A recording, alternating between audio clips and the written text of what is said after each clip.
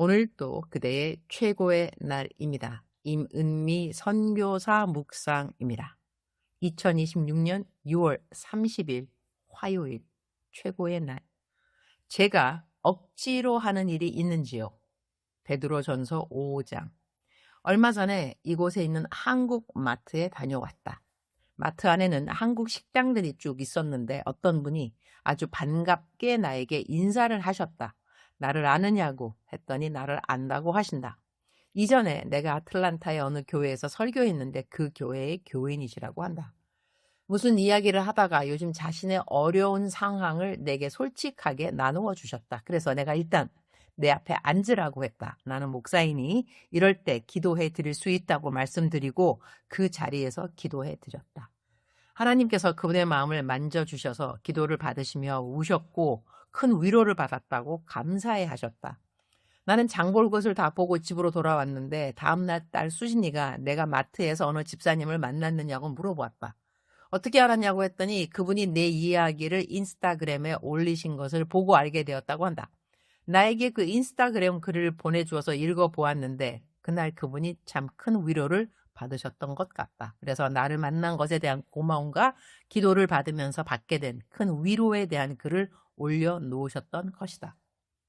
그 일을 경험하면서 이것은 우리가 이 땅에서 겪는 일 중에 하나일 수 있지만 하늘에 올라가면 우리가 이 땅에서 행한 모든 일들이 천하 만민 앞에 드러나는 날이 있다는 말씀이 자연스럽게 떠올랐다. 디모데전서 5장 24절 25절 말씀에 의하면 어떤 사람들의 죄는 밝히 드러나 먼저 심판에 나아가고 어떤 사람들의 죄는 그 뒤를 쫓나니 이와 같이 선행도 밝히 드러나고 그렇지 아니한 것도 숨길 수 없느니라. 어떤 사람들의 선행은 즉시 드러나 많은 사람들에게 알려지지만 어떤 사람들의 선행은 사람들에게 알려지지 않고 감추어진 것처럼 보인다는 것이다. 그러나 결국 그것조차 숨겨질 수 없고 하나님께서 반드시 드러내신다는 말씀이다. 내가 그분에게 한 작은 선행이 바로 다음날 인스타그램에 올라갈 줄 내가 알았겠는가? 전혀 예상하지 못한 일이었다. 그리고 이 일과 함께 저절로 떠오르는 일이 있다. 어느 목사님이 케냐 나의 선교지에 있는 어느 선교사님에게 나에 대해서 물어보았다고 한다. 내가 대외적으로는 잘 알려져 있는 선교사이지만 그런 사람들이 정작 선교지에서는 그런 같은 평판이 아닐 수 있기 때문에 나에 대해서 물어보았다고 한다. 그런데 그 질문을 받은 선교사님이 임은미 선교사님은 저랑 제 아내가 가장 존경하는 선교사님입니다. 라고 답을 했다고 한다. 내가 그 대답을 전해 듣고 그렇게 말한 선교사님이 누구인가 물어보았다. 그분은 사실 나랑 잦은 친분이 있던 분은 아니었는데 내가 그 선교사님이 어려웠을 때 도와준 기억이 있다. 그런데 그 일을 그렇게도 고마워하셨구나. 그런 생각이 들었다. 이런 일들은 나의 선한 일이 드러나 감사한 일이지만 우리가 행한 악한 일들 또한 언젠가는 모두 드러난다는 사실을 기억하며 살아간다면 다른 사람에게 상처를 주는 이 일에 훨씬 더 조심하게 되지 않을까 하는 생각도 해본다. 예전에는 내가 말을 잘해야 한다는 생각에 기도할 때도 말을 잘하게 해달라는 기도를 자주 했던 것 같다. 그러나 요즘은 이런 생각을 한다. 하늘나라에 가서 내가 말을 잘했다고 칭찬받아 얻는 점수보다 하고 싶은 말이 있었지만 그 말이 다른 사람에게 아픔이 되고 상처가 되거나 쓴뿌리가 될까봐 꾹 참았던 그 횟수로 인해 더 높은 점수를 받게 되는 것이 아닐까 하는 생각 말이다.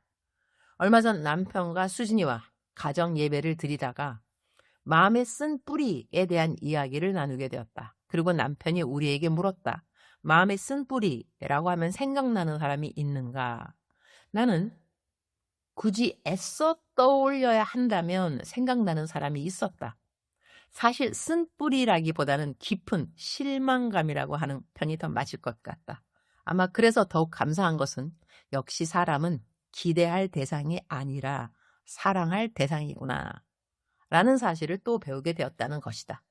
죽는 날까지 남는 것은 결국 사람을 사랑하며 사는 것. 그것 한 가지라고 하지 않는가? 내가 얼마만큼 실망했는지를 말한들 못하겠는가? 내가 하고 싶었던 많은 말들은 아직도 마음 깊은 곳에 남아 있는 것 같다. 그러나 그 말들을 끝까지 하지 않는다면 하나님께서 기뻐하시리라는 생각이 든다. 그래서 나는 내 마음에 쓴 뿌리를 무조건 감사로 덮었을 수 있음에 감사한다. 쓴 뿌리가 아예 없으면 더 좋을 수도 있지만 쓴 뿌리가 있다고 해서 그것을 자기 연민이나 불평, 불만, 그리고 분노로 연결시키지 않고 감사, 무조건 감사로 덮어쓰기 하는 것도 주님이 기뻐하시는 성경적인 방법이라고 생각한다. 오늘은 손녀딸이 아직도 세상에 나오지 않아서 유도분만을 위해 병원에 입원하기로 한 날이다. 그래서 아침 일찍 손자에게 아침밥을 챙겨주고 어린이집에 등원시켜야 한다. 아무쪼록 딸 수진이가 큰 고통 없이 순산하기를 기도드린다. 한 생명이 태어나기 위해 이렇게 큰 수고를 감당해야 하는 어머니들을 생각한다면 우리 누구도 쉽게 자신의 목숨을 끊으려는 선택을 해서는 안 된다는 생각을 하게 된다. 한 생명이 거저 쉽게 태어나는 것이 아니고 그 한 생명이 성인이 되기까지 길러내는 것 또한 결코 쉬운 일은 아니다. 하나님께서 우리에게 허락하신 생명은 이 땅에서의 날이 다할 때까지 맡겨진 일에 최선을 다하고 하나님을 힘써 사랑하며 이웃을 사랑하면서 살아가야 한다는 생각을 하게 된다. 손녀 하은이가 이 땅에 태어나는 날 다시 한번 한 생명의 존엄성과 한 생명이 태어나기까지 하나님께서 가지고 계시는 완전한 계획에 대하여 감사하고 경건한 마음을 갖게 되어서 감사하다. 제 묵상 말씀입니다. 우리말 성경 번역입니다. 베드로전서 5장 2절 말씀입니다. 여러분 가운데 있는 하나님의 양떼를 치되 억지로 하지 말고 하나님의 뜻을 따라 자진해서 하십시오. 더러운 이익을 위해 하지 말고 즐거운 마음으로 하며. 양떼를 치되 억지로 하지 말라는 말씀과 더러운 이익을 위해 하지 말고 즐거운 마음으로 하라는 말씀이 마음에 와 닿는다. 더러운 이익을 위해 하지 말라는 말씀은 아무리 생각해도 나와 상관없는 것 같아서 그다지 마음에 와닿지 않는 말씀인 것 같기도 하다. 그러나 이 말씀을 읽으면서 떠오르는 생각이 있다. 언젠가 어떤 분에게 도움이 될 것이라고 생각하면서 무엇인가 내가 의뢰한 적이 있었는데 그분이 나를 두고 자기 것만 챙기는 사람이라고 말한 적이 있다. 처음에는 무척 화가 났다. 그러나 시간이 지나면서 사람들은 내가 보여주고 싶은 모습대로만 나를 보는 것이 아니라는 사실을 깨닫게 되었고 그 깨달음을 주신 것에 감사하게 되었다. 나는 부정할 수 있겠지만 나의 모습은 앞모습만 있는 것이 아니라 옆모습도 있고 뒷모습도 있다. 내가 보여주고 싶은 모습은 아마 가장 당당한 앞모습일 것이다. 그러나 어떤 사람은 내 뒷모습을 보고 또 어떤 사람은 내 옆모습을 본다. 나는 방송할 때 가끔 웃으면서 카메라 감독님께 부탁한다. 절대로 옆모습은 잡지 마세요. 왜냐하면 옆에서 찍히면 내가 뚱뚱하게 나오기 때문이다. 나는 외모에 무척 신경 쓰는 사람이다. 흐흐흐. 그렇다고 해서 내 옆모습이 내 모습이 아닌 것은 아니다. 다만 내가 보여주고 싶지 않은 모습일 뿐이다. 물론 나를 완전히 잘못 보는 사람도 있을 수 있다. 그렇다면 굳이 화를 낼 이유도 없을 것이다. 너무나 사실과 다르기 때문이니 내 이야기가 아니구나. 그렇게 여기면 되니까 말이다. 예전에 들었던 한 선교사님의 이야기가 떠오른다. 그 선교사님은 작은 재정 하나까지도 정직하고 정확하게 사용하려고 매우 전략하며 선교헌금을 관리하셨다고 한다. 그런데 현지인들은 그것을 보고 인색한 사람이라고 말했다고 한다.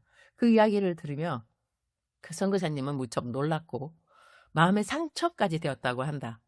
내가 하는 일에 나의 올바른 의도를 인정해 주지 않을 때 화가 난다기보다는 마음이 서글퍼지는 것 같다. 그러나 그런 때에는 아무리 해명해도 소용이 없다는 것을 긴 세월을 살아오며 깨닫게 되었다. 사람은 자기가 보고 싶은 대로 보고 듣고 싶은 말만 들으려는 존재이기도 하니까 말이다. 생각해보면 우리 안에 얼마나 선한 것이 있겠는가. 나 역시 마찬가지다. 내 안에 선한 것이 무엇이 있겠는가? 그럼에도 불구하고 하나님께서 나의 연약함과 악함을 가리지 않으시고 예수 그리스도를 통하여 의인으로 여겨주신 것을 진심으로 감사한다. 내가 그렇게 의인으로 여김 받은 것을 감사한다면 하나님께서 나에게 맡겨주신 양들을 어떻게 돌보아야 할지 오늘 말씀을 통하여 다시 한번 생각하게 된다. 나는 억지로 하는 일이 없는가? 억지로 한다기보다는 때로는 부담감과 어려움을 느낄 때가 있는 것은 사실이다. 그래서 오히려 내가 힘들다는 말을 절제할 때가 있다. 내가 힘들다고 말하면 다음부터는 상대방이 내게 부탁하지 못할까 봐 또는 자신이 나누고 싶은 이야기를 하지 못할까 봐 염려되기 때문이다.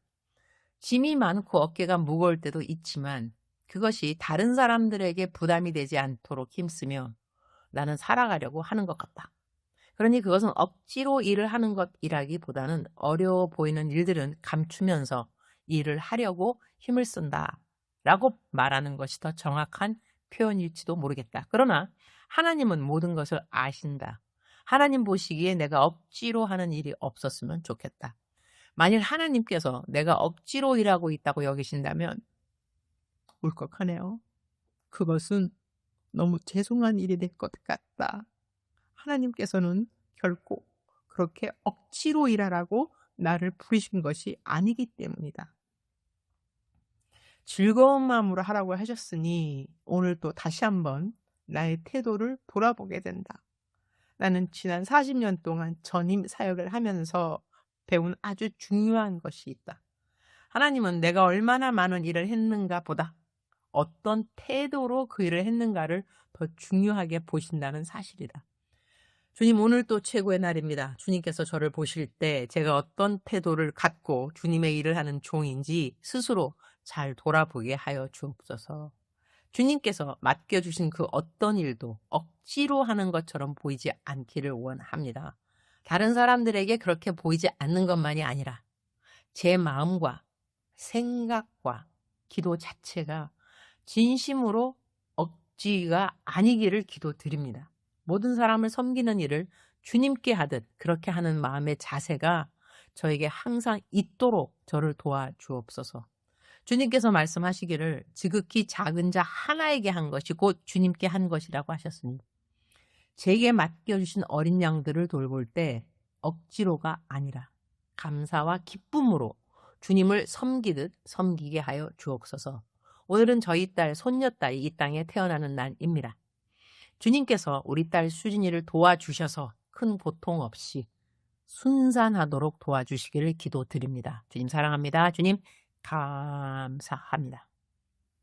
오늘 또 우리 주님 저를 보시면서 하루 종일 기쁨을 넘어 감동을 받으시면 참 좋겠습니다. 사랑하는 그대여, 사랑하는 그대여 출석 부르고 있습니다. 대답하셨나요?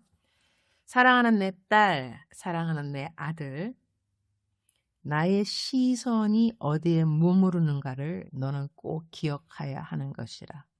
가난한 사람을 돌아보는 나의 시선, 마음이 겸손한 자를 세워주는 여호와 하나님의 계획, 하나님이 무엇을 생각하는가가 너의 마음속에 가장 큰 관심이면 정말로 좋겠구나. 주식이라든가 너의 집값이 올라가고 내려가고 그것이 그렇게도 너에게 중요한 일들인지, 왜 나에 대한 관심은 사람들은 점점 더 없어지고 나에 대한 관심만 올라가는 것일까? 사랑하는 나의 아들, 사랑하는 나의 딸, 너희는 그러면 안 된다. 알겠지? 사랑하는 그대여, 사랑합니다. 사랑하는 그대여 축복합니다. 오늘 또 그대의 최고의 날입니다.